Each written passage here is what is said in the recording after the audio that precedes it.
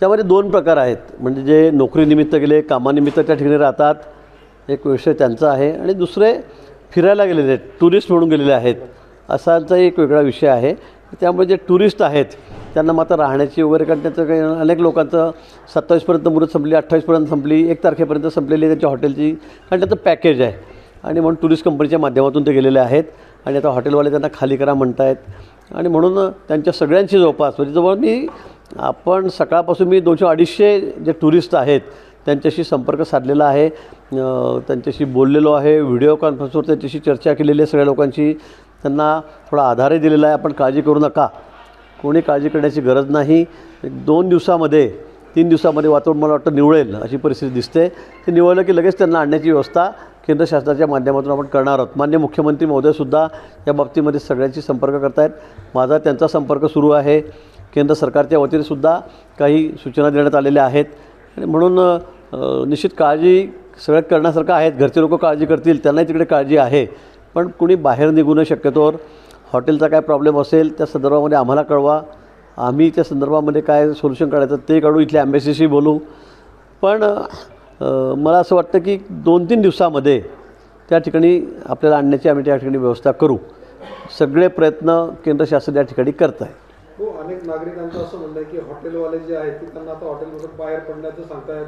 अनेकांजवळ पैसे नाही आहेत, तर अशा वेळेला आता त्यांच्यासाठी काय नाही, म्हणजे एक पॅकेज आहे त्या ठिकाणी. काही टूर सध्या धुळ्याचे 25-30 जणं गेलेत. सगळे ते सिनियर सिटीजन आहेत, 60-65 वर्षाच्या वरचे सगळे सिनियर सिटीजन आहेत. दुबई बघायला गेलेले होते टुरिस्ट म्हणून. आणि त्यांना मुदत त्यांची 28 तारखेपर्यंत होती. आता तारीख पुढे चाललेली आहे. आणि म्हणून मग त्यांना आता हॉटेलचे मालकही म्हणत आहेत एक ते पैसे भरा. ते म्हणे आम्ही आधीच तिथे पॅकेज सगळं भरलेलं आहे, पण आता दिवस वाढत चाललेले आहेत.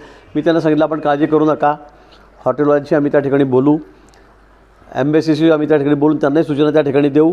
आणि गरज पडल्यास पैशाची अडचण असेल तर इथून आम्ही हॉटेलकडे डायरेक्ट पाठवण्याची व्यवस्था करू.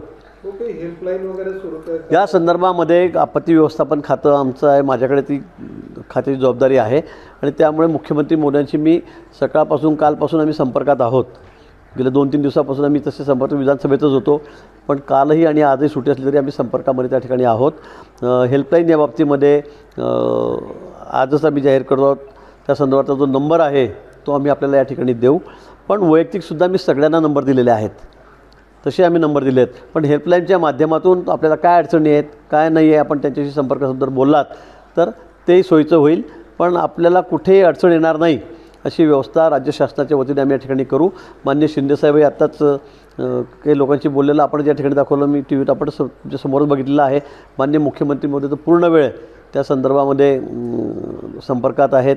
आमच्या उपमुख्यमंत्री सुमित्राताई यांच्याशी सुद्धा मी बोललो. त्यांच्या भागातले काही लोक होते त्या संदर्भामध्ये मी काही त्यांच्याशी बोललो, चर्चा केलेली आहे. आणि राज्य शासन म्हणून निश्चित आमची मोठी जबाबदारी आहे. कुणालाही त्रास होणार नाही याची जबाबदारी ही आमची त्या ठिकाणी राहील. पण आपण ज्या सूचना त्या ठिकाणी दिल्या जातील त्याचा आपण पूर्णपणे अवलंब केला पाहिजे.